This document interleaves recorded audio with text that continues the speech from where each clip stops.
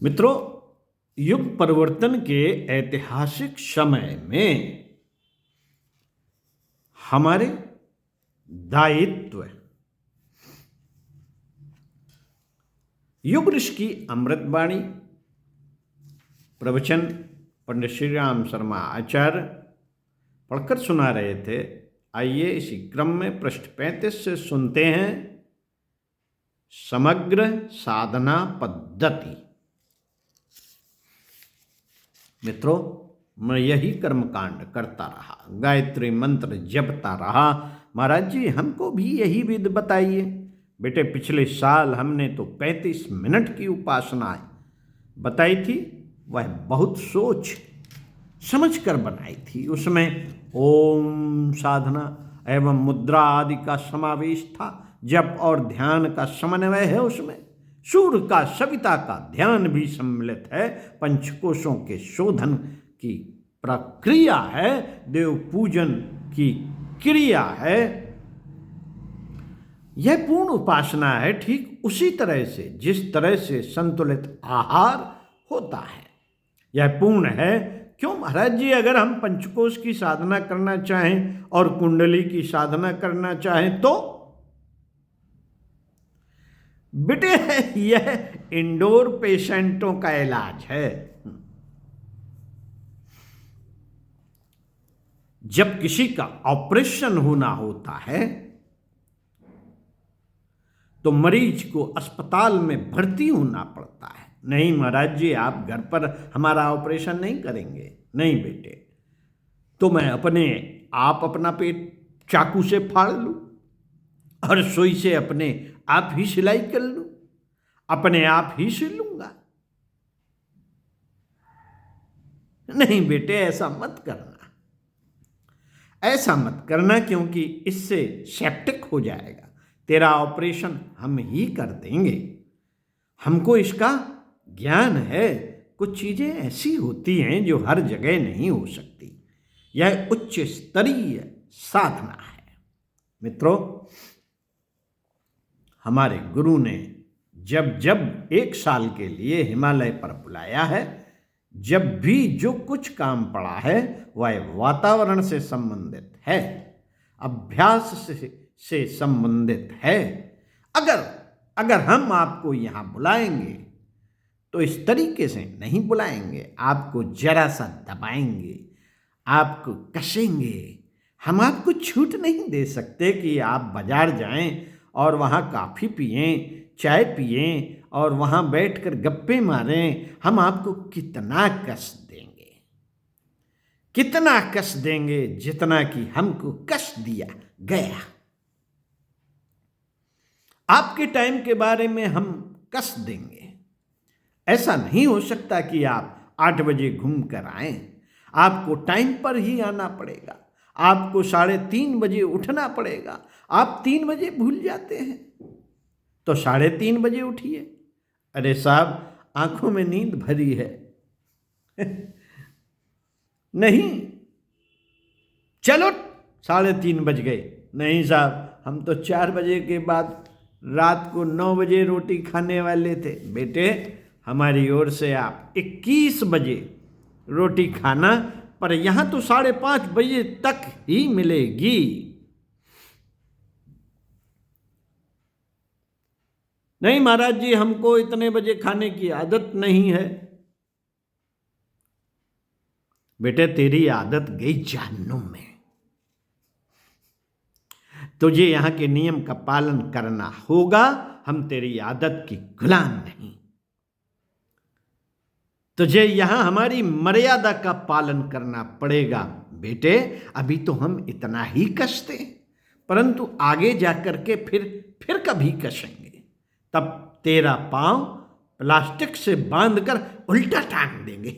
महाराज जी, फिर तो मैं चक्कर खा जाऊंगा। हाँ बेटे, चक्कर खा जाएगा तो तेरी हड्डियां टूट जाएंगी। तब तो महाराज जी मैं नहीं रहूंगा। हाँ बेटे, यही अच्छा है, यही अच्छा है तेरे लिए। मित्रों, यह उच्च स्तरीय साधना है और यह ऑपरेशन के बराबर है जब आप ऑपरेशन के लायक होंगे, जब हम आपका खून टेस्ट कर लेंगे कि आपको डायबिटीज तो नहीं है, तब आपकी आंखों का ऑपरेशन करने को बुलाएंगे। नहीं महाराज जी, हमको तो ऐसे ही करा दीजिए। नहीं बेटे, तेरे आंख खराब हो जाएगी, तू डायबिटीज का मरीज है। तेरी आंख के मोतियाबिंद का ऑपरेशन करेंगे तो तेरा जख्म अच्छा नहीं होगा, जख्म फैल जाएगा। जख्म फैल जाएगा और आंख तो थोड़ा बहुत देखती है, वही भी चली जाएगी। इसलिए पहले हम देखेंगे।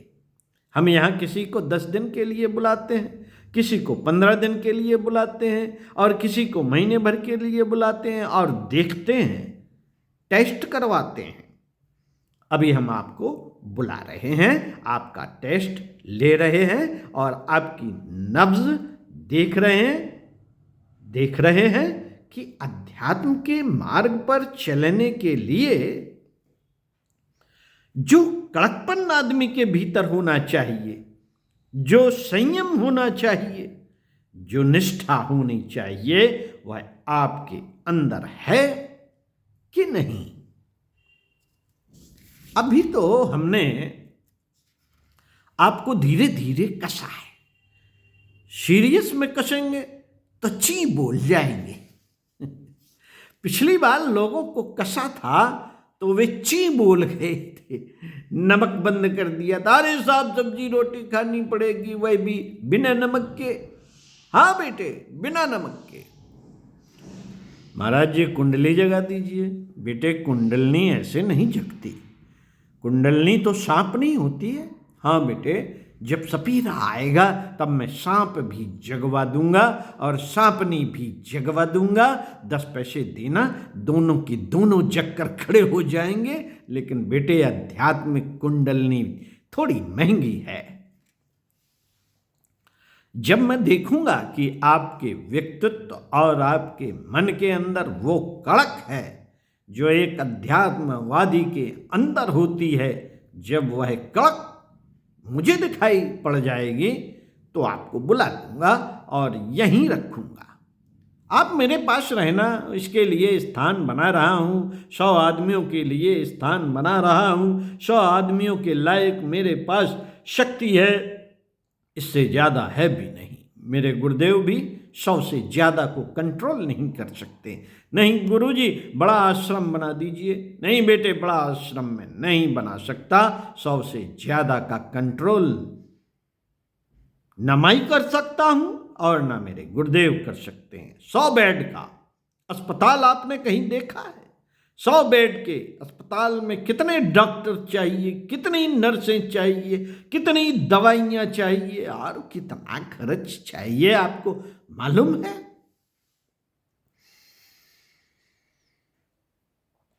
आपको मालूम है क्या? कितने कमरे चाहिए, कितने इंस्ट्रूमेंट चाहिए? 100 बेड का अस्पताल किसे कहते हैं? बेटे, 100 बेड का अस्पताल है। 100 बेड का चल जाए तो बहुत है इसमें, इससे ज़्यादा का नहीं।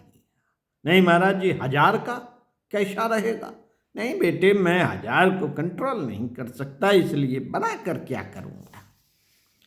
महाराज जी, आप इमारत बनवा लीजिए, पैसा हम दे देंगे। बेटे, तू पैसा तो दे देगा, पर मैं कंट्रोल कैसे करूँगा?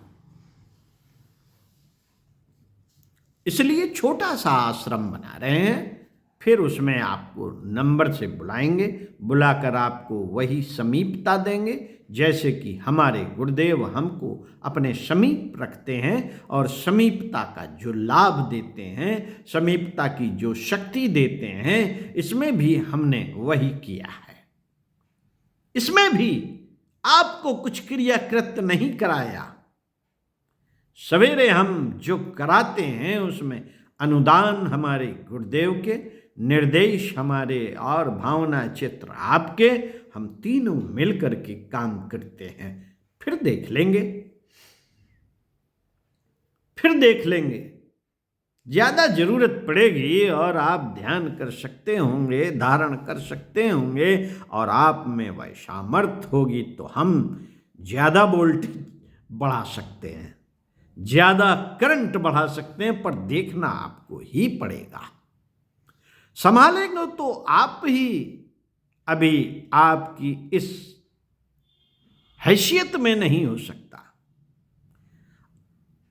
आपकी इस हैसियत में नहीं हो सकता, कुछ भी नहीं हो सकता। नहीं महाराज जी, आप दे दीजिए। बेटे हम कैसे दे सकते हैं? आपकी मर्जी के बिना सूरज भी आपके कमरे में नहीं घुस सकता, आपकी मर्जी के बिना हवा भी आपके कमरे में नहीं जा सकती। अगर आपकी हैसियत और आपका व्यक्तित्व इस लायक नहीं है कि देवताओं की शक्तियां, भगवान की शक्तियां, सिद्ध पुरुषों की शक्तियां आपके भीतर आए, प्रवेश कर सकें, तो बेटे कैसे आ सकेंगी? कैसे आ सकेंगी? आपने तो दरवाजा बंद कर लिया है, तो कोई नहीं आएगा और आप खाली हाथ रहेंगे। साथियों, इसीलिए पूजा उपासना में क्रियाओं की बात खत्म। वास्तव में यह रास्ता ऐसा है जिसमें सिखाया जाता है कि देने की अपेक्षा मिलता 100 गुना ज्यादा है। हमने जो किया और हमारे गुरु ने जो सिखाया है और हमसे कराया है, उसकी अपेक्षा 100 गुना ज्यादा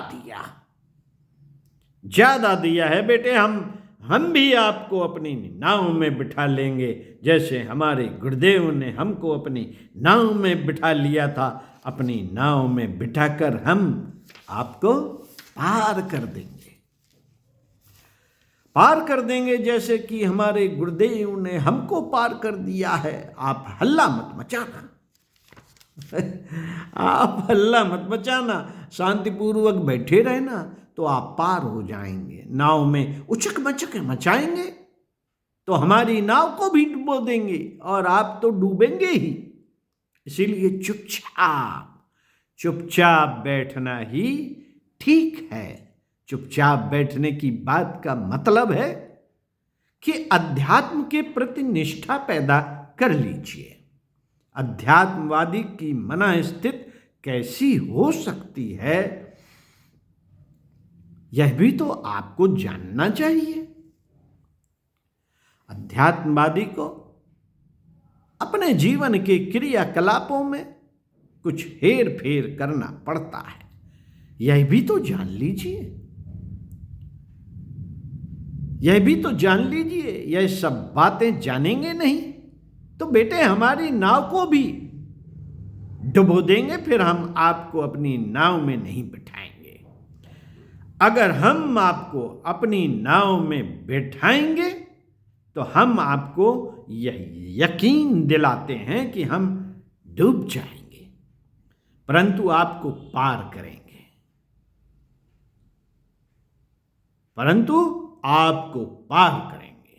ओम शांति।